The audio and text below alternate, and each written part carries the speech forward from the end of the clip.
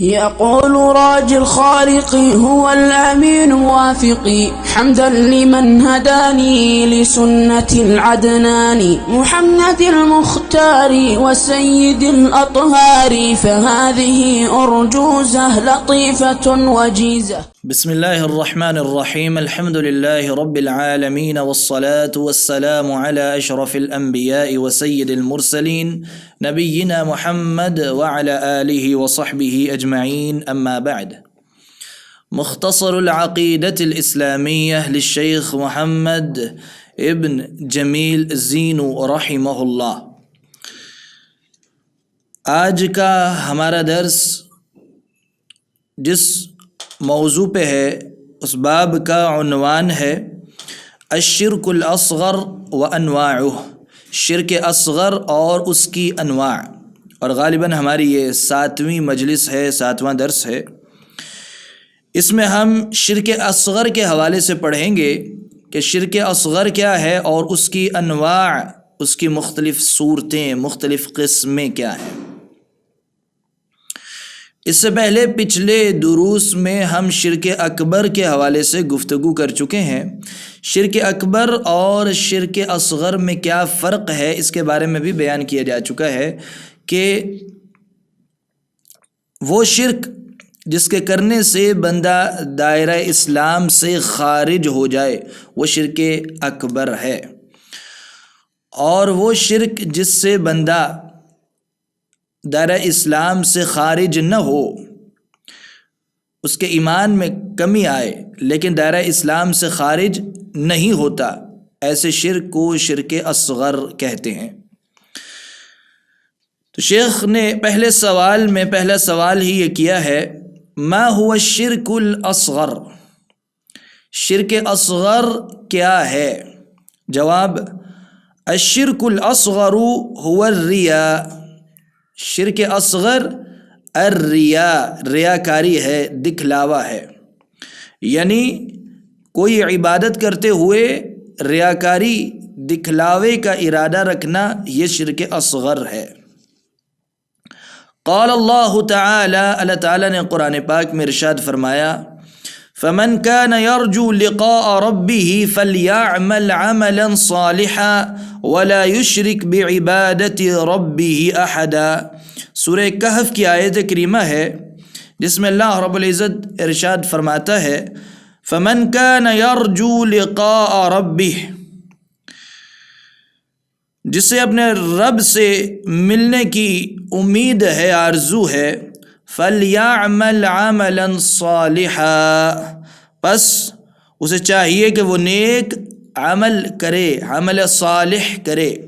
وَلَا يُشْرِكْ بِعِبَادَةِ رَبِّهِ أَحَدًا، اور اپنے رب کی عبادت میں کسی کو شریک نہ کرے. وَلَا يُشْرِكْ بعبادت ربه احدا، یہ جو جملہ ہے آخری حصہ آیت کریمہ کا، اس میں ریاکاری کی نفی ہو رہی ہے کہ ایک بندہ یہ سمجھتا ہے کہ عبادت کا مستحق اللہ رب العزت ہے، اللہ تعالیٰ کی ہی میں عبادت کرتا ہوں، لیکن کہیں نہ کہیں اس کے دل میں یہ ارادہ بھی ہوتا ہے کہ اللہ تعالیٰ کی عبادت کرتے ہوئے، عبادت تو اللہ تعالیٰ کی کر رہا ہے لیکن اللہ رب العزت کی عبادت کرتے ہوئے میں کسی اور کو بھی راضی کرنا چاہتا ہوں یا کسی اور کی رضا بھی چاہتا ہوں، تو اس کے لیے بھی وہ اپنی عبادت کو خوبصورت بناتا ہے، دکھاتا ہے. تو یہ ریاکاری، یہ شرک اصغر ہے. تو اصل میں وہ عبادت کس کی کر رہا ہے؟ اللہ رب العزت کی، لیکن اس عبادت میں وہ کسی اور کو کیسے شریک کر رہا ہے کہ اس کے ارادے میں یہ بات آ گئی ہے کہ اللہ تعالیٰ کی عبادت کرتے ہوئے میں کسی اور کو بھی دکھا دیتا ہوں، کوئی اور بھی اس کا مقصد بن جاتا ہے. تو یہ شرک اصغر ہے، یہ شرک اصغر ہے. یعنی ایسا کرنے سے وہ دائرہ اسلام سے خارج نہیں ہوگا. کیوں؟ کیونکہ وہ عبادت تو اللہ تعالیٰ کے لیے کر رہا ہے لیکن اس میں ریاکاری آنے کی وجہ سے عبادت کا مقصد کسی اور کو راضی کرنا بھی ہو گیا ہے تو یہ شرک اصغر ہے، یہ ریاکاری شرک اصغر ہے۔ اگر کوئی یہ سوچے کہ عبادت ہی کسی اور کی کرنی ہے تو یہ شرک اکبر ہو جائے گا۔ اگر کوئی اللہ کے علاوہ کسی اور کو سجدہ کر رہا ہے، اللہ کے علاوہ کسی اور کو پکار رہا ہے، عبادت ہی کسی اور کی کر رہا ہے تو یہ شرک اکبر ہے۔ لیکن عبادت اللہ تعالیٰ کی کر رہا ہے، لیکن اس کے ارادے میں کوئی اور بھی مقصود ہے، کسی کو راضی کرنا یا دنیا کا کوئی لالچ، اس قسم کا کوئی اور مقصد بھی شامل ہو گیا ہے تو یہ ریاکاری، یہ شرک اصغر ہوگا، شرک اکبر نہیں ہوگا۔ تو فرمایا وَلَا يُشْرِكْ بِعِبَادَةِ رَبِّهِ، اپنے رب کی عبادت میں شریک نہ کرے کسی کو، احدا، کسی کو، یعنی عبادت اپنے رب کی کر رہا ہے، عبادت رب کی ہو رہی ہے، لیکن اس میں کیسے وہ شریک کر لیتا ہے کہ کسی اور کو بھی راضی کرنے کی کوشش کرتا ہے، کسی اور کو بھی اپنی عبادت دکھانا مقصد بن جاتا ہے، تو یہ اپنے رب کی عبادت کرتے ہوئے کسی اور کو شریک نہ کرے، بلکہ پہلے کیا فرمایا، فَلْيَعْمَلْ عَمَلًا صَالِحًا، عمل صالح کرے، عمل صالح کرے، یعنی جس میں اخلاص ہو، اور اخلاص کو ختم نہ کرے کسی اور کو مقصد بنا کے۔ وقال صلی اللہ علیہ وسلم، اللہ کے رسول صلی اللہ علیہ وسلم نے ارشاد فرمایا، ان اخوف ما اخاف علیکم الشرک الاصغر الریا، آپ نے ارشاد فرمایا ان اخوف ما اخاف علیکم، سب سے زیادہ خوفناک چیز جو میں تمہارے متعلق سوچتا ہوں یا مجھے سب سے زیادہ جس بات کا تمہارے بارے میں خوف ہے، الشرک الاصغر، وہ ہے شرک اصغر، اور وہ کیا ہے، الریا، ریاکاری، دکھلاوا، کہ ایک بندہ یہ جانتا بوجھتا ہے کہ ہر قسم کی عبادت اللہ تعالیٰ کی ہی کرنی ہے اور اللہ تعالیٰ کی ہی عبادت کرتا ہے، لیکن اس میں کسی اور کو دکھانا مقصود ہو جاتا ہے تو یہ شرک اصغر ہے، اور یہ سب سے زیادہ خوفناک چیز ہے۔ اور کن لوگوں کے لیے خوفناک ہے، یعنی اس خوف کا اظہار کن لوگوں کے متعلق کیا گیا؟ کیا بد عمل لوگوں کے متعلق ریاکاری کا خوف ہے کہ بد عمل لوگ، بے دین لوگ، اللہ تعالیٰ کے باغی لوگ کیا ریاکاری میں پڑیں گے؟ تو اس کا جواب ہے یہ ہے کہ نہیں، ریاکاری تو نیک عمل میں آنے کا خطرہ ہے، ایک عمل ہی برا ہے تو اس میں کیا ریاکاری ہے؟ ریاکاری کا جو اصل خطرہ ہے وہ نیک اعمال کے دوران ہے، اور نیک اعمال کرنے والے لوگ صالحین ہوتے ہیں، تو صالحین کو زیادہ خطرہ ہے کہ وہ اپنے عمل کو ریاکاری سے بچائیں۔ تو نیک لوگوں کو زیادہ ڈرنا چاہیے شرک اصغر سے، کیوں؟ کیونکہ نیکی کے دوران زیادہ چانس ہیں ریاکاری اور دکھاوے کے۔ اس سے یہ بات بھی سامنے آتی ہے کہ وہ لوگ جو یہ کہتے ہیں کہ ہمیں شرک کا کوئی خطرہ نہیں، یا ہماری اس امت میں یعنی امت محمدیہ صلی اللہ علیہ وسلم میں شرک داخل نہیں ہو سکتا، تو اس حدیث مبارکہ سے ان لوگوں کی اس بات کا رد ہوتا ہے، ان لوگوں کی یہ بات غلط ثابت ہوتی ہے، اس لیے کہ آپ صلی اللہ علیہ وسلم نے خود خوف کا اظہار فرمایا، اس اندیشے کا اظہار فرمایا کہ سب سے زیادہ خوف مجھے جو ہے وہ شرک اصغر کا ہے، اور وہ ریاکاری ہے، اور ریاکاری نیک لوگوں میں آتی ہے، کیونکہ نیک عمل میں ہی ریاکاری کا زیادہ چانس ہوتا ہے۔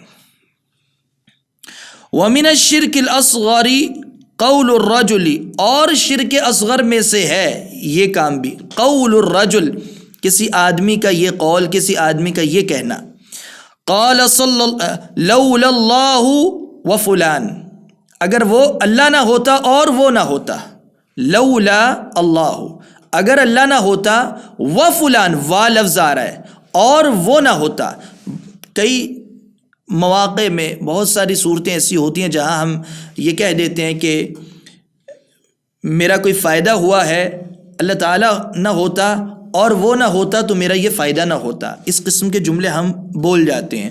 یا کبھی میں کسی پریشانی سے بچا ہوں، کسی مصیبت سے پڑھتے پڑھتے کسی مصیبت میں کوئی بچ گیا ہے، تو اس کی زبان سے بھی یہ جملہ نکلتا ہے، اور آپ نے سنا ہوگا کہ اللہ تعالیٰ نے بچایا اور اس نے بچایا. تو یہ جو اور کا لفظ ہے، یا اسی طرح ہم کہتے ہیں ما شاء اللہ و شئت. بعض اوقات یہ جملہ بھی ہمارے منہ سے نکلتا ہے، اللہ جو چاہے اور جو فلاں چاہے، یا جو تو چاہے، یا جو وہ چاہے.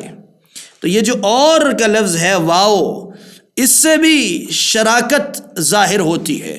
اب ایک حدیث مبارکہ میں آتا ہے، قال صلی اللہ علیہ وسلم، اللہ کے رسول صلی اللہ علیہ وسلم نے فرمایا، لا تقولوا ما شاء اللہ، نہ کہو، لا تقولوا، نہ کہو تم لوگ ما شاء اللہ وشاء فلان، یہ نہ کہو کہ جو اللہ نے چاہا اور جو فلاں نے چاہا، جو اللہ نے چاہا اور جو فلاں نے چاہا.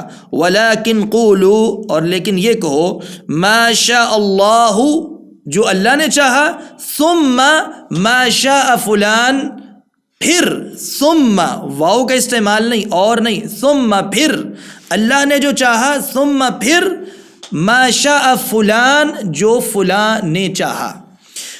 تو ہمارا ارادہ، ہماری چاہت، ہمارا اختیار اللہ تعالیٰ کی مشیت کے تابع ہے، اس کے برابر نہیں ہے. تو واو لفظ سے شراکت یا برابری ظاہر ہوتی ہے. تو اس لیے کیا فرمایا، لا تقولوا ما شاء اللہ وشاء فلان، یہ نہ کہو جو اللہ نے چاہا اور واو اور جو فلاں نے چاہا. تو واو والا لفظ جو ہے یہ استعمال نہیں کرنا.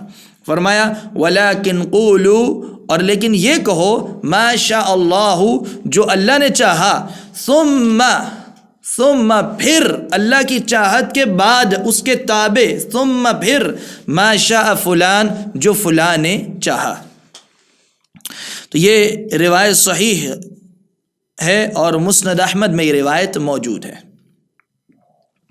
سوال نمبر 2، هل يجوز الحلف بغیر اللہ، کیا غیر اللہ کے نام کا حلف لینا جائز ہے؟ لا يجوز الحلف بغیر اللہ، قال اللہ تعالی، غیر اللہ کے نام پہ حلف لینا یا قسم اٹھانا جائز نہیں ہے. لا يجوز، جائز نہیں ہے. قال اللہ تعالی، اللہ تعالیٰ نے فرمایا، قرآن پاک کی آیت کریمہ ہے، قل بلا وربی لتبعثن ثم لتنبؤن بما عملتم وذلك على اللہ یسیر. سورۃ التغابن میں اللہ تعالیٰ نے ارشاد فرمایا کافروں کے بارے میں، آیت نمبر 7 ہے، زعم الذین کفروا ان لن یبعثوا، ان کافروں نے یہ خیال کر لیا ہے، ان کا یہ زعم ہے، ان لن یبعثوا، کہ یہ دوبارہ زندہ اٹھائے نہیں جائیں گے، یعنی موت کے بعد دوبارہ اٹھائے نہیں جانا، کافر یہ سمجھ بیٹھے ہیں. قل، ان سے کہہ دیں، بلا وربی، کیوں نہیں، اللہ کی قسم، قل بلا، کیوں نہیں، وربی، میرے رب کی قسم، لتبعثن، تم ضرور دوبارہ اٹھائے جاؤ گے، ثم پھر لتنبئن بما عملتم، پھر جو تم نے کیا، تمہیں تمہارے ہر عمل کی خبر دی جائے گی، تم خبردار کیے جاؤ گے تم کیا کیا عمل کرتے رہے ہو. وَذَلِكَ عَلَى اللَّهِ يَسِيرٌ، اور اللہ رب العزت پہ یہ بہت آسان ہے، اللہ تعالیٰ کا بندے کو اٹھانا اور اس کو سب کچھ اس کا ماضی سامنے اس کے بتانا، یہ اللہ تعالیٰ کے لیے مشکل نہیں، بڑا آسان ہے. اب اس آیت کریمہ میں قسم اٹھائی گئی ہے، قل بلا وربی، بلا سے تو ان کی پچھلی بات کا رد کر دیا جو ان کا گمان تھا، خیال تھا. وربی، اور آنے والی بات کی تأکید کے لیے قسم اٹھائی گئی ہے، وربی، اور میرے رب کی قسم. تو قسم کس کے نام کی اٹھانی ہے؟ اپنے رب کے نام بھی، اللہ تعالیٰ کے نام کی.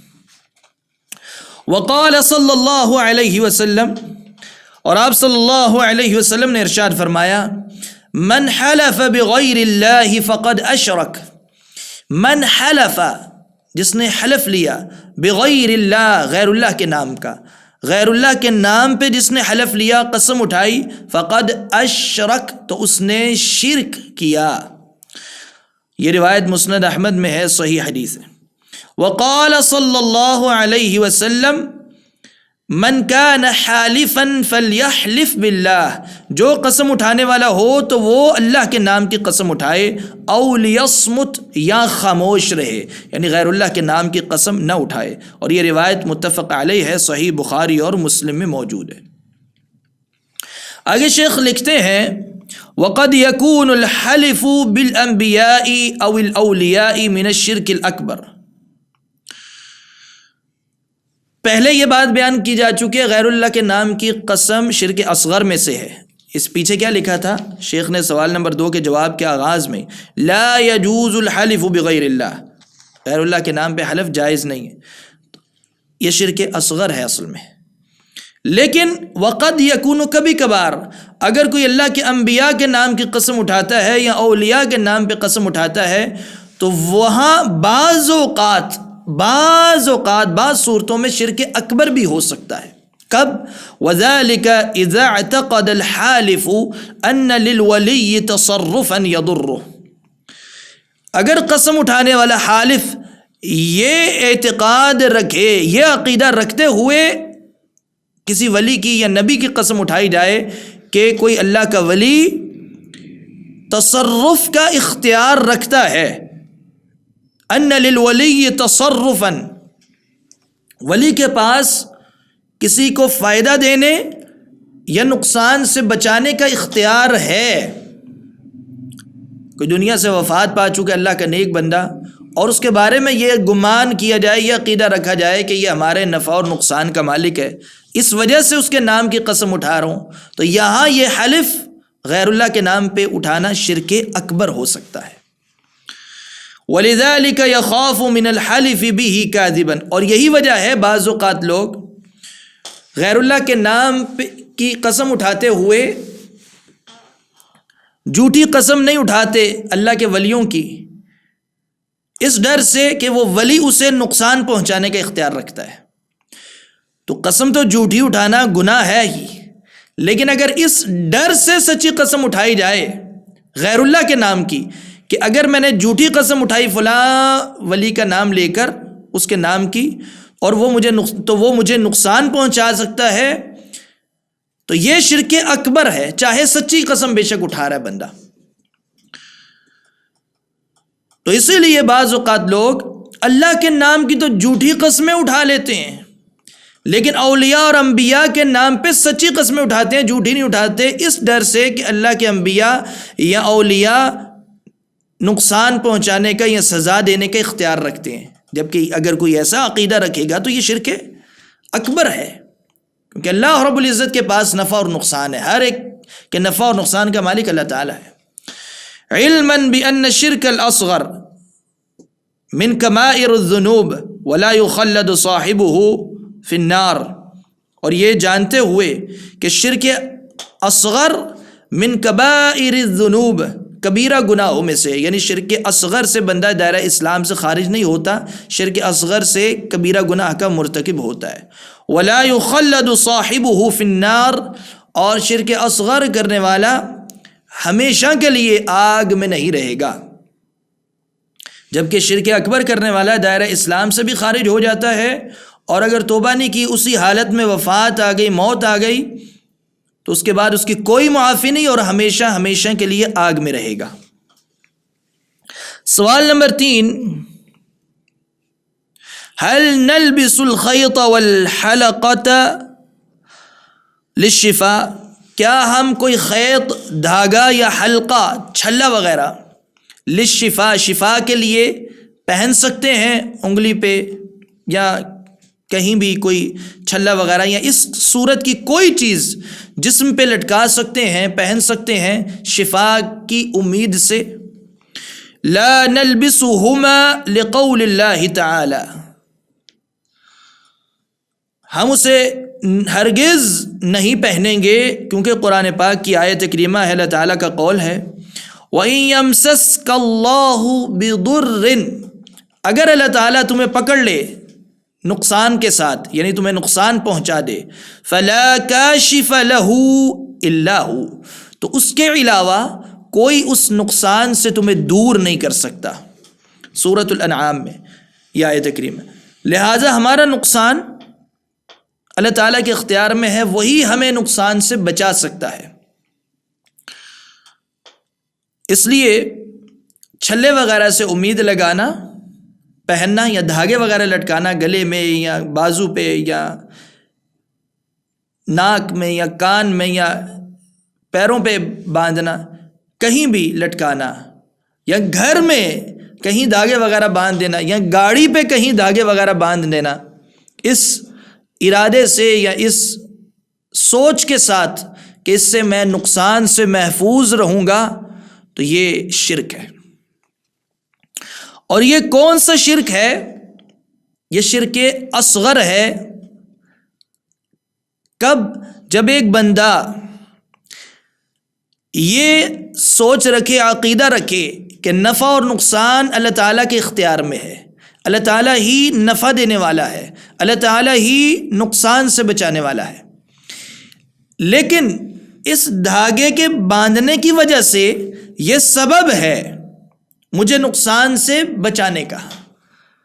تو اگر کوئی یہ کہے کہ یہ سبب ہے نقصان سے بچنے کا، بچانا اللہ تعالیٰ نے ہے، تو اگر ان دھاگوں کو سبب کے طور پہ کوئی باندھے یا لٹکائے یا کوئی چھلا پہنے سبب سمجھ کے، نقصان سے بچنے کا سبب سمجھ کے، تو یہ شرک اصغر ہوگا، اس لیے کہ وہ ایسی چیز کو سبب بنا رہا ہے جس کا سبب ہونا شریعت سے ثابت نہیں ہے یا تجربات سے ثابت نہیں ہے۔ لیکن اگر کوئی یہ سوچے، کوئی یہ عقیدہ رکھے کہ چھلا پہننا، فلاں پیر کا دم کیا ہوا چھلا جو ہے میرے انگلی پہ ہے، اور یہ چھلا بذات خود تأثیر رکھتا ہے نقصان سے بچانے کے لیے، اس کے اندر اثر ہے، یہ خود یہ چھلا مجھے نقصان سے بچا سکتا ہے، اگر کوئی ایسا عقیدہ رکھے تو یہ شرک اکبر ہے، اس سے بندہ دائرہ اسلام سے خارج ہو سکتا ہے۔ ایسے بندے میں اور بت پرست میں کیا فرق رہ جائے گا کہ جو بے جان مورتیوں کے سامنے جھکتا ہے، ان سے امیدیں لگاتا ہے کہ یہ بے جان چیزیں مجھے نقصان سے بچا سکتی ہیں یا میرا فائدہ کر سکتی ہیں، اور آج کوئی مسلمان چھلا پہنتا ہے، شکل چینج کر لی، چھلا بھی بے جان چیز ہے، وہ پہنتا ہے اور یہ سمجھتا ہے کہ یہ چیز مجھے نقصان سے بچائے گی، یہ چیز کے اندر اس کا اپنا اثر ہے کہ اس کی اپنی تاثیر ہے نقصان سے بچانے میں، تو یہ شرک اکبر ہے، اس سے بندہ دائرہ اسلام سے خارج ہو جائے گا۔ اس کے لیے ایک اور میں مثال دے سکتا ہوں۔ ہمیں سر درد ہوتا ہے، ہم ایک چھوٹی سی گولی کھاتے ہیں پیناڈول کی، یا کوئی اور دوائی استعمال کرتے ہیں سر درد ختم کرنے، یہ سبب ہے، اس کا سبب ہونا ثابت ہے کہ اس گولی کا لنک ہے سر درد کے ساتھ، تجربات سے یہ چیز ثابت ہو گئی، تو ہم اس کو سبب کے طور پہ استعمال کرتے ہیں، کھاتے ہیں، اور اس یقین کے ساتھ کہ شفا دینے والی اللہ تعالیٰ کی ذات ہے، یہ سبب ہے۔ لیکن اگر ہم نے یہ سمجھ لیا کہ یہ گولی ہی شفا دیتی ہے، تو پھر بے جان گولی جس کو انسان نے بنایا ہے وہ کیسے شفا دے سکتی ہے؟ تو سبب سمجھ کے کھائیں گے اور یقین اور بھروسہ اللہ تعالیٰ پہ رکھیں گے، اللہ تعالیٰ شفا دینے والا ہے، تو یہ سیدھا راستہ ہے۔ اگر اس گولی سے امید لگا لی کہ یہ مجھے گولی شفا دے گی، تو یہ شرک اکبر ہو سکتا ہے۔ اگر یہ سمجھا جائے کہ یہ گولی ہی شفا دیتی ہے تو وہ بے جان چیز کے پاس شفا دینے کے اختیار نہیں ہے، اگر یہ سوچ بن جائے، یہ عقیدے کے ساتھ کوئی کھائے، تو یہ شرک اکبر ہے۔ اس لیے محتاط رہنے کی ضرورت ہے کہ اسباب استعمال کرنے ہیں، لیکن اسباب پہ بھروسہ نہیں کرنا، بھروسہ اللہ تعالیٰ کی ذات پہ کرنا ہے۔ اس لیے کہ کئی مرتبہ ہم بیمار ہوتے ہیں، مختلف بیماریوں میں لوگ مبتلا ہوتے ہیں اور علاج کرواتے ہیں، مختلف ڈاکٹروں کے پاس جاتے ہیں، مختلف دوائیاں استعمال کرتے ہیں، لیکن انہیں شفا نہیں ملتی، اور کبھی مل جاتی ہے۔ دو مریض ہوں، ایک جیسے مریض ہوں، اور ایک ہی دوائی دونوں استعمال کریں، ایک کو شفا مل گئی اور دوسرے کو نہیں ملی۔ کیوں؟ اگر دوائی نے شفا دینی ہے تو پھر دونوں کو ملنی چاہیے، دونوں کو کیوں نہیں ملی؟ اس لیے کہ دوائی یا علاج، معالجہ، یہ اسباب میں سے ہیں، شفا کے اسباب میں سے ہیں۔ شفا اللہ رب العزت نے دینی ہے، تو ہمیں اسباب اختیار کرنے کا حکم دیا گیا ہے۔ پوری دنیا کی زندگی ہم اسباب کے تحت گزار رہے ہیں، لیکن بھروسہ اسباب پہ نہیں کرنا، اللہ تعالیٰ پہ کرنا ہے۔ کسی کی اولاد نہیں ہوتی تو اولاد دینے والا کون ہے؟ اللہ رب العزت۔ اس کے مختلف اسباب ہیں۔ کسی کی شادی ہوگی، میاں بیوی ایک دوسرے کے قریب آئیں گے، اللہ تعالیٰ یہ نظام اللہ رب العزت نے بنایا ہے، تو یہ سبب اختیار کریں گے، میاں بیوی کا ایک دوسرے کے قریب آنا یہ سبب ہے اولاد کے پیدا ہونے کا یا اولاد کے ملنے کا۔ لیکن دینی کس نے اولاد؟ اللہ رب العزت نے۔ کتنے ہی ایسے لوگ ہیں کہ جو شادی کے بعد میاں بیوی صحت مند ہوتے ہیں اور ایک دوسرے کے قریب آتے ہیں، اسباب اختیار کرتے ہیں، لیکن انہیں اولاد نہیں ملتی۔ کیوں؟ اللہ تعالیٰ کا فیصلہ ہے نہیں دینی۔ تو ہم نے اسباب اختیار کرنے ہیں، لیکن اسباب پہ بھروسہ نہیں کرنا، بھروسہ اللہ رب العزت پہ کرنا ہے، امید اللہ تعالیٰ سے لگانی ہے، اسباب سے نہیں لگانی۔ تو اسی طرح اسباب اختیار جب ہم نے یہ طے ہو گیا اسباب اختیار کرنے، تو ایک اہم نقطہ یہ کہ جو اسباب ہم اختیار کریں ان کے لیے بھی ثبوت چاہیے، ان کے لیے ثبوت چاہیے کہ وہ سبب صحیح ہے کہ نہیں۔ سر درد ہوئی، ایک بندے نے پیناڈول کھائی، تو پیناڈول کھانا یہ سبب ہے اور اس کا سر درد کے ساتھ تعلق ہے، تجربات سے ثابت ہوتی ہے یہ بات۔ تو اس گولی کا، اس دوائی کا سر درد کے خاتمے کے لیے سبب ہونا ثابت ہے، شفا اللہ تعالیٰ نے دینی ہے۔ لیکن اگر کوئی سر درد ہوئی اور اپنا دھاگا باندھ لیتا ہے انگلی پہ یا چھلا پہن لیتا ہے، تو اس چھلے کا سر درد کے ساتھ نہ شرعی اعتبار سے کوئی تعلق ہے، نہ تجربات کے اعتبار سے اس کا سبب ہونا ثابت ہوتا ہے۔ چھلے کا سر درد سے کیا کنیکشن؟ تو اگر ایسی صورت میں ہم غیر سبب کو سبب بنائیں گے تو یہ شرک اصغر ہو جائے گا، یہ شرک اصغر ہو جائے گا۔ تو یہ ہے اصل نقطہ بیان کرنے کا۔ تو اسباب دو قسم کے ہوتے ہیں، ایک اسباب وہ ہوتے ہیں جو شریعت سے ثابت ہوتے ہیں، جیسے دعائیں وغیرہ۔ اللہ کے رسول صلی اللہ علیہ وسلم نے کیا فرمایا؟ مختلف دعائیں بتائیں، اگر جسم کے کسی حصے میں درد ہو رہی ہو تو ہاتھ رکھ کے اتنی مرتبہ یہ دعا پڑھ لو۔ تو یہ دعا پڑھنا سبب ہے اور شرعی سبب ہے، شریعت کی روح سے ثابت ہے، اس کا سبب ہونا ثابت ہے۔ تو ہم یہ سبب اختیار کریں گے اور یہ امید رکھیں گے کہ اللہ تعالیٰ ہمیں شفا دے گا۔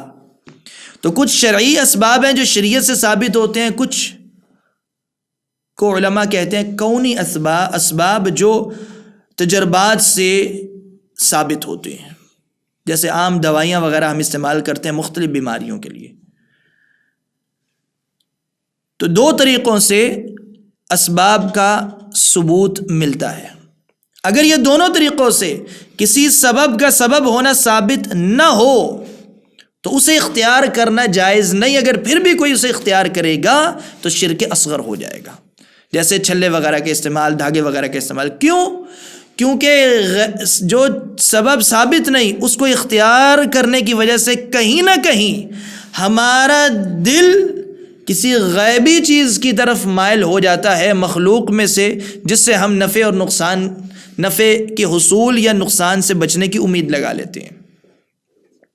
بلا وجہ کوئی بھی چھلا پکڑ کے انگلی پہ نہیں پہنتا اور یہ امید نہیں لگاتا کہ اس کی وجہ سے میری بیماری ٹھیک ہوگی. کہیں نہ کہیں اس چھلے کا تعلق کسی انسان سے ہوتا ہے کہ جس سے وہ امید لگا رہا ہوتا ہے کہ یہ چھلا چونکہ فلاں بندے نے دیا ہے تو اس وجہ سے اس کے پہننے سے مجھے شفا ملے گی اور فلاں بندے کے پاس اختیار ہے. تو اگر تو کوئی یہ کہے کہ فلاں بندے کے پاس اختیار ہے اور وہ میری بیماری صحیح کرے گا تو شرک اکبر ہے، یا یہ چھلا میری بیماری صحیح کرے گا تو شرک اکبر ہے.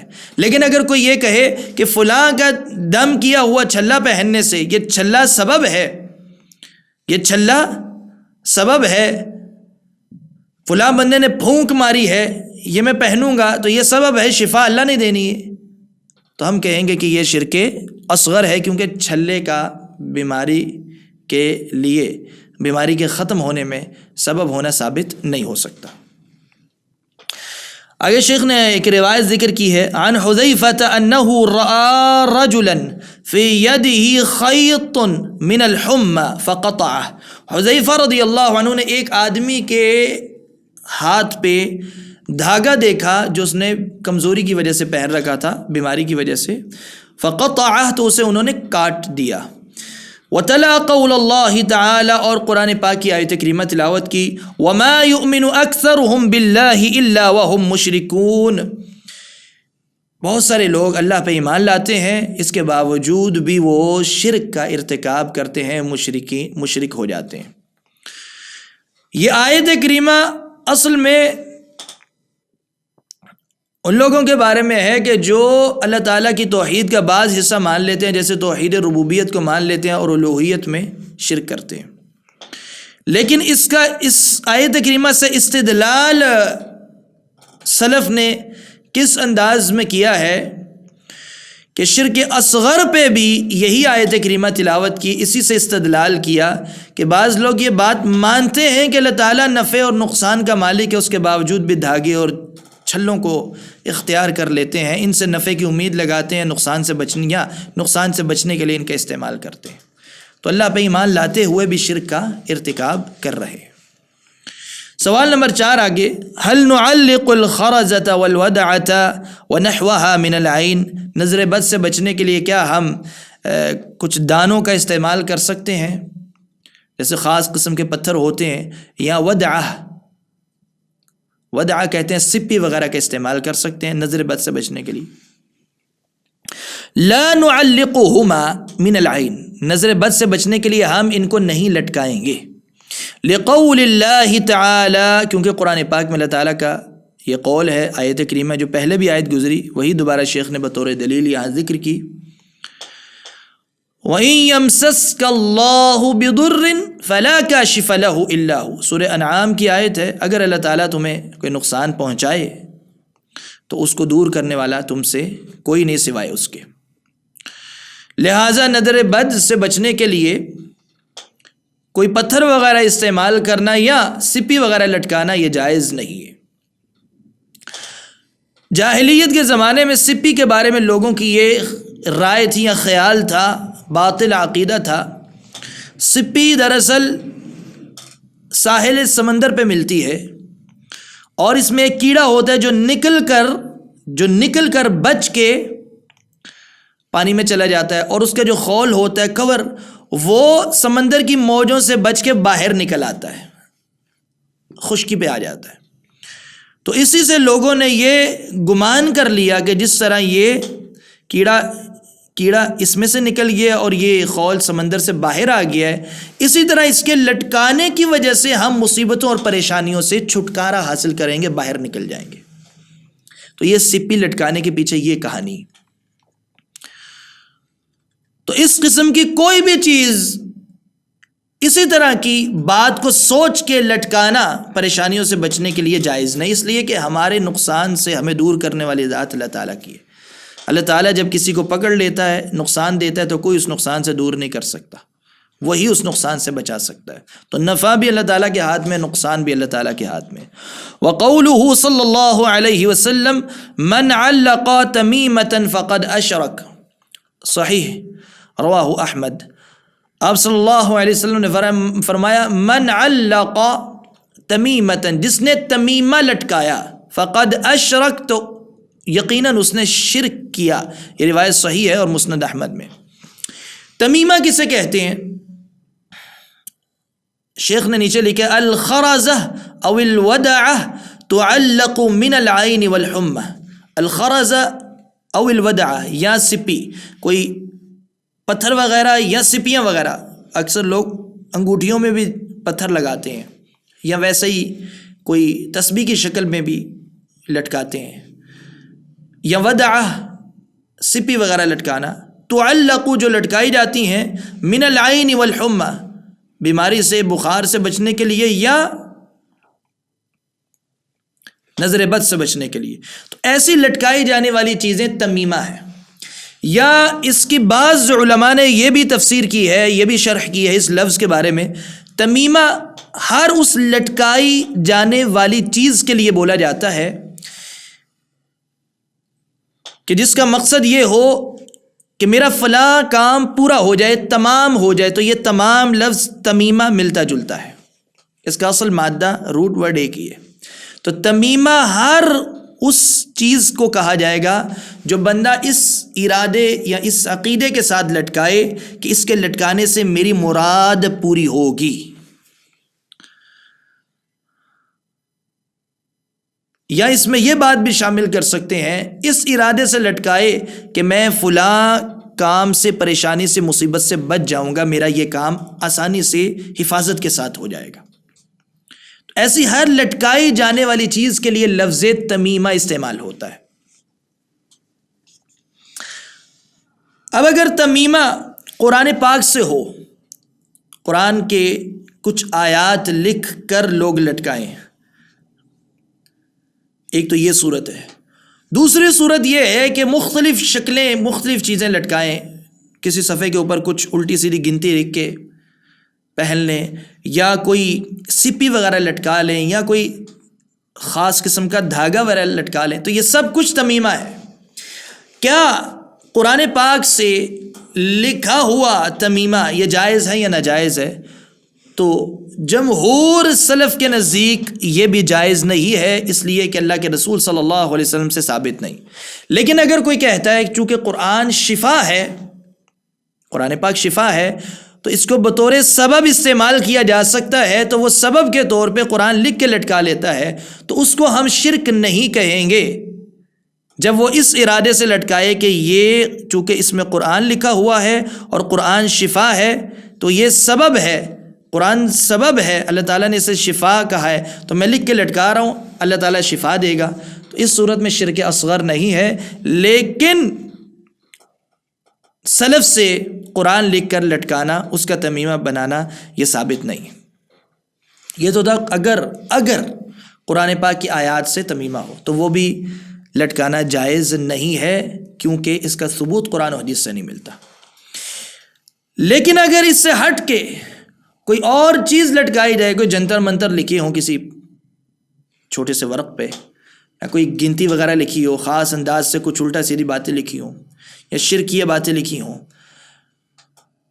اس کو بند کر کے لٹکا لینا، تو یہ سمجھنا کہ یہ سبب ہے مجھے بیماریوں سے، مصیبتوں سے، پریشانیوں سے نجات کا، تو یہ شرک اصغر ہو جائے گا. زمانہ جاہلیت میں لوگ جب اپنی کھیتی باڑی کرتے تھے تو کھیت میں کتے کا سر کاٹ کے ڈال دیتے تھے کہ کھیت کی حفاظت ہوگی، طوفان وغیرہ سے، بارش وغیرہ سے یا کسی اور نقصان سے کھیت محفوظ رہے گا. تو یہ بھی تمیمہ کی ہی ایک شکل ہوگی. یا اسی طرح زمانہ جاہلیت میں عورتیں اپنے زیورات میں جانوروں کی جلد، چمڑی استعمال کرتی تھی، مطلب کتے کی کوئی چمڑی لے کے، زیور جو خوبصورتی کے لیے اس میں کتے کی چمڑی، جلد کا استعمال کرنا، یا خنزیر کی جلد کا استعمال کرنا، تاکہ زیور تو پہنے، خوبصورتی تو ہو، ساتھ نظر سے بھی بچ جائے. تو یہ بھی تمیمہ کی ہی ایک شکل ہوگی. تو یہ تمام شکلیں جو قرآن پاک کی آیات سے ہٹ کے باقی جو شکلیں میں بیان کر رہا ہوں، اگر یہ اس قسم کی کوئی چیز لٹکائی جائے اور ایسا کوئی تمیمہ استعمال کیا جائے اور یہ عقیدہ رکھا جائے کہ یہ سبب ہے، اللہ تعالیٰ مجھے حفاظت سے بچائے گا، پریشانی سے بچائے گا، بس یہ سبب ہے، تو ایسا عقیدہ رکھ کے لٹکانا شرک اصغر ہے۔ اور اگر یہ عقیدہ رکھا جائے کہ یہ لٹکائی جانے والی چیز بذات خود مجھے پریشانی سے بچائے گی، میری حفاظت کرے گی، تو یہ شرک اکبر ہو جائے گا۔ تو دونوں صورتیں بیان کر دی میں نے۔ اب تمیمہ جو ہے، اس میں پھر اگر ہم سے پوچھا جائے، کوئی پوچھے جی تمیمہ لٹکانا جائز ہے یا ناجائز، شرک ہے یا نہیں، تو ہم کہیں گے اس مسئلے میں تفصیل ہے، اس مسئلے میں تفصیل ہے۔ تمیمہ، ہر قسم کا تمیمہ جائز نہیں ہے۔ ہاں، قرآن پاک سے لیا ہوا تمیمہ بعض علماء کے نزدیک جائز، سب کے نزدیک نہیں، لیکن اس کا بھی ثبوت قرآن و حدیث سے نہیں ملتا۔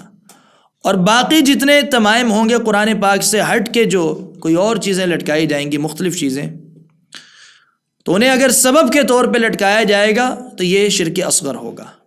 اور اگر یہ سوچ کے لٹکایا جائے گا کہ بذات خود یہ تمیمہ تأثیر رکھتا ہے پریشانیوں سے بچانے کی، تو یہ شرک اکبر ہو جائے گا۔ آگے شیخ کہتے ہیں وَقَوْلُهُ صلی اللہ علیہ وسلم، اللہ کے رسول صلی اللہ علیہ وسلم نے فرمایا ان الرقى والتمائم والتوالة شرک۔ رقا، رقیہ کی جمع ہے، رقیہ کیا ہے یہ ابھی بتائیں گے۔ والتمائم، اور تمائم تمیمہ کی جمع ہے۔ والتوالہ، توالہ بھی تمیمہ کی ہی ایک شکل ہے۔ یہ تینوں کاموں کے بارے میں فرمایا الرقى والتمائم والتوالة شرک، یہ شرک ہیں تینوں کام۔ یہ روایت صحیح ہے، مسند احمد میں، رواہ احمد، مسند احمد میں ہے، اور سنن ابی داؤد میں ہے۔ الرقى، رقیہ کی جمع ہے۔ رقیہ کسے کہتے ہیں؟ رقیہ کو اردو زبان میں عام طور پہ دم کہا جاتا ہے، رقیہ، جبکہ عربی میں قرآن و حدیث میں جو لفظ آیا وہ رقیہ لفظ آیا ہے۔ آپ صلی اللہ علیہ وسلم نے رقیہ، رقیہ کہتے ہیں ایسے الفاظ، الاوراد التي فيها الفاظ، ایسے اوراد جن میں الفاظ ہوں جو منہ سے بولے جائیں، شرکیہ جس میں شرکیہ الفاظ ہوں، کالاستعانۃ بغیر اللہ، جیسے کسی کو دم کیا جائے غیر اللہ سے مدد مانگتے ہوئے، تو ایسے دم کو یہاں رقا، جو کہ رقیہ کی جمع ہے، رقیہ کہا گیا، اور رقا رقیہ کی جمع ہے۔ اب یہاں تھوڑا سا مسئلہ سمجھنا ہے، کیا ہر قسم کا رقیہ شرک ہے؟ یہاں تو ایک بات آگئی ان الرقا والتمائم والتوالة شرک، رقا، تمائم، توالہ تینوں کو شرک کہہ دیا ہے، لیکن بعض دوسری حدیث میں آپ صلی اللہ علیہ وسلم نے خود بھی رقیہ کیا اور رقیہ کرنے کی اجازت بھی دی۔ اور ایک مشہور واقعہ ہے جس میں سورۃ الفاتحہ پڑھ کے صحابہ نے ایک سردار کو رقیہ کیا تھا، دم کیا تھا، تو آپ نے سورۃ الفاتحہ کے بارے میں فرمایا تمہیں کیا خبر، یہ تو رقیہ ہے، اس کی حوصلہ افزائی کی۔ تو یہاں رقا کو شرک کہا جا رہا ہے اور وہاں رقیہ کی اجازت دی جا رہی ہے، تو ان دونوں باتوں کو جمع کیسے کریں گے؟ اس کا جواب یہ ہے رقیہ کی مختلف صورتیں ہو گئیں۔ بعض صورتیں ایسی ہیں جو جائز ہیں، وہ رقیہ، وہ دم جو قرآن و سنت کے ثابت ہو، قرآن و حدیث سے ثابت ہو، تو ایسا رقیہ قرآن کی آیات کے ذریعے یا آپ صلی اللہ علیہ وسلم کی مسنون دعاؤں کے ذریعے کیا جائے تو وہ رقیہ ثابت ہے، مسنون ہے، شرعی رقیہ ہے۔ لیکن وہ دم یا وہ رقیہ جس میں جنات کو پکارا جائے، غیر اللہ کو پکارا جائے، غیر شرعی کام کیے جائیں، جنات و شیاطین سے مدد مانگی جائے، تو ایسا رقیہ شرک ہے۔ تو یہاں جس رقیہ کو شرک کہا گیا، وہ کون سا رقیہ ہے جس میں شرکیہ الفاظ بولے جائیں؟ اور جو رقیہ شرک سے پاک ہو، قرآن کی آیات کے ذریعے ہو، مسنون دعاؤں کے ذریعے ہو، تو وہ رقیہ شرعیہ کہلاتا ہے، وہ شریعت سے ثابت ہے، وہ سنت ہے، اس کے کرنے یا کروانے میں کوئی حرج نہیں۔ والتمائم، اور تمیمہ کی جمع تمائم، تمائم کو بھی حدیث مبارکہ میں شرک کہا گیا ہے، اور اس کی تفصیل میں پہلے بتا چکا ہوں کہ کس صورت میں تمیمہ لٹکانا شرک ہے، اور کب شرک اصغر ہے اور کب شرک اکبر ہے۔ والتولہ، اور اسی طرح تیولہ، یہ تیسری بات یہاں آئی ہے، شیخ نے اس کے بارے میں لکھا ہے شیء یکتبہ الدجالون، تیولہ ایسی چیز ہے کہ جسے دجالون لکھتے ہیں۔ دجالون دجال کی جمع ہے، دجال بہت زیادہ دھوکے باز لوگ، دجل کرنے والے، فریبی لوگ، جس چیز کو لکھتے ہیں للنساء، عورتوں کے لیے، وہی عبارۃ عن حروف مقطعہ وبمداد خاص یمزجونہ بادعیۃ شرکیہ، اور اس میں ہوتا کیا ہے، کیا لکھتے ہیں، کچھ حروف مقطعہ، ٹوٹے ہوئے حروف، الف، ہا، واو، تا، دال، الگ الگ حروف، خاص سیاہی کے ساتھ، بمداد خاص سیاہی کے ساتھ لکھے جاتے ہیں، اور اس سیاہی کو وہ لکھتے ہیں یمزجونہ بادعیۃ شرکیہ دعاؤں کے ساتھ اس سیاہی کا استعمال کرتے ہیں، یعنی شرکیہ بول لکھتے ہیں جس میں جنات کو پکارا جاتا ہے یا شیاطین کو پکارا جاتا ہے، اس قسم کے الفاظ خاص سیاہی کے ساتھ لکھتے ہیں، یا کچھ حروف مقطعہ ہوتے ہیں۔ تو یہ ہے تیولہ کی شکل، اور اس کا مقصد کیا ہوتا ہے لکھنے کا، تیولہ کا؟ یہاں شیخ نے کہا ہے للنساء، عورتوں کے لیے لکھتے ہیں تاکہ مرد اور عورت میں محبت پیدا کی جا سکے، یعنی یہ تیولہ والا عمل خاص ہے مرد اور عورت میں محبت پیدا کرنے کے لیے، جس میں شرکیہ الفاظ پائے جاتے ہیں، اس لیے اسے کیا کہا گیا حدیث مبارکہ میں وَالتِّوَلَةَ شِرْكٌ، اور تیولہ بھی کیا ہے، شرک ہے۔ تو یہ تین کام، تینوں کو شرک کہا گیا ہے، اور میں نے آپ کو تفصیل بتا دی کہ بعض کام کن کن صورتوں میں شرک ہیں اور کن کن صورتوں میں شرک نہیں، جو صورتیں باقی احادیث کو جمع کرنے سے ہمیں ملتی ہیں۔ تو یہاں تک شیخ نے اس باب میں شرک اصغر اور اس کی بعض صورتیں بیان کی، جو تفصیل کے ساتھ ہم نے یہاں پڑھی۔ اللہ تعالیٰ سے دعا ہے اللہ تعالیٰ ہمیں مزید قرآن و حدیث پہ غور و فکر کرنے کی توفیق عطا فرمائے۔ وصلی اللہ علی نبینا محمد وعلی آلہ وصحبہ اجمعین۔